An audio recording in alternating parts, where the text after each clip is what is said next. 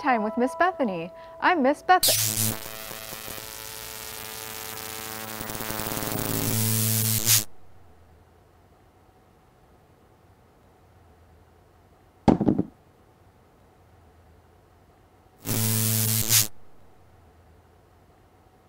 What happened? Where am I? You are the one they call Miss Bethany. That is a question. Sometimes I do not inflect correctly. Oh, yes, I am Miss Bethany. Excellent.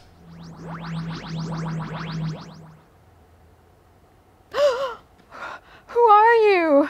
Where have you taken me? I am an alien. I have returned from the future on a mission to save humanity. You see, after years of television and a lack of proper educational funding, we have created generations of sterile children who are incapable of using their imaginations. Oh dear, that's terrible. It is? Well, yes, it is. I'm sorry. That wasn't intended to be a question. Sometimes my robotic programming gets the occasional crossed circuit.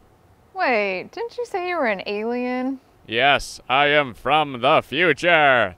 But now I have brought you, the past's ultimate storytime teller, here to tell us stories to inspire our robotic alien children to think creatively and be fertile.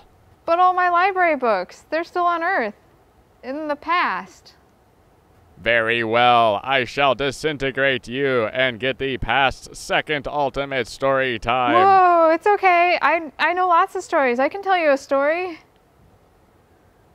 Is there any certain type of story that you want?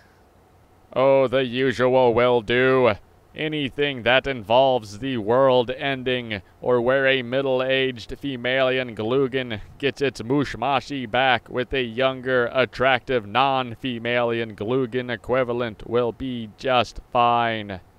World ending, huh? How about the story of Chicken Little? Would you like to hear the story of Chicken Little? Okay, very well. Well, let's see. Once upon a time, there was a chicken. Stop. Before continuing, put this on.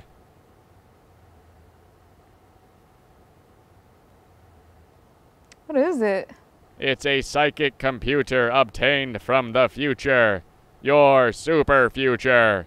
It has the ability to project one's thoughts into reality. Oh. Excellent. Now, continue. Once upon a time, there was a chicken named Chicken Little. Chicken Little was friends with all the other barnyard animals. Ducky Lucky, Goosey Lucy, Turkey Lurkey. Stop. Ducky Lucky, Goosey Lucy, Harriet Beecher Stowe. What are these nonsense words? I don't think I said Harriet Beecher Stowe. Why don't you use actual animals? Characters that people can relate to. A duck is a real animal. Yeah, real made up. From now on, you must only use approved animals from this dimension. This dimension? I'm sorry, is there an echo? Echo. I thought there was. But I don't know any animals from this dimension. Nonsense. Any glorp glorp or yerka-dirk will do. Now get to it. Do you think you are the only prisoner hostage I'm holding captive? Okay. Once upon a time, there was a glorp glorp who liked to take long strolls. One day, the glorp glorp was strolling underneath an apple tree. A nurdle tree? Walking under a nurdle tree, and a nurt fell on her head. Ha ha ha! That stupid f***ing glorp glorp. Please continue. And so the glorp glorp went about shouting, "The sky is falling! The sky is falling! We must warn the Empress!" The glorp glorp ran into her friend, Mr. Yerkadurk? And Mr. Yerkadurk said, "What's up, glorp glorp?" "The sky is falling! The sky is falling! We must warn the Empress!" "It is? Oh no! We must warn the Empress! I know!" And off they ran to warn the Empress. This is getting intriguing. Before long, Glorp Glorp and Mr. Yerkadurk encountered the Twaddle Poddle. "Hey, Glorp Glorp. Word, Mr. Yerkadurk. How goes it on this twaddlerific day? Would you like to share my Chizdot pudding with me?" "Not today, Mr. Twaddle Poddle. But you love my homemade Chizdot pudding with Garbalopagos berries. I even milked the Chizdot myself. What gives?" "Normally we would love to share some of your delicious Chizdot pudding with Garbalopagos berries, but unfortunately we don't have time today because the sky is falling, the sky is falling. Holy Quanhonker, it is! We've got to tell the Empress." And so the Glorp Glorp, Mr. Yerkadurk, and Twaddle Poddle all ran down the road together to warn the Empress. I am moderately interested in what happens next. Before they got there, though, they encountered a large, flowing... Rock. Rock, sure, a large, flowing rock that blocked their path.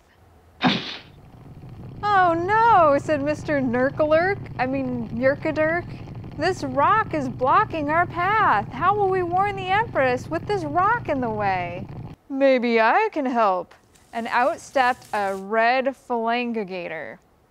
"What seems to be the problem?" "The sky is falling, the sky is falling, and we must go to the Empress to warn her." "Oh dear, that is a conundrum. What with that giant flowing rock blocking your way and all. But don't worry, soon the rock will flow away, and while you wait, why don't you come over to my den for dinner?" So Glorp Glorp, Mr. Yerkadurk, and Twaddle Poddle all followed the red phalangigator to his den for dinner. Once they were there, he had them all for dinner, which consisted of kale. The end. That story was pleasing to my future alien circuits. I especially liked the part where the stuff happened and that it had no point. Now to check the meter. It looks like your story was successful. That's great. Does that mean you'll return me to my time and planet? Oh, laugh, laugh, laugh. You foolish Earthican. Do you really think I would take you this far and long just to tell one story? You are required to ceaselessly tell stories around the clock. Each story to ceaselessly become more convoluted and obvious in its moral intent than the previous. And once you have run out of stories, we will juice your lower smiznog and use its valuable protein strands to synthesize an army of emotions. Ah! My space wall!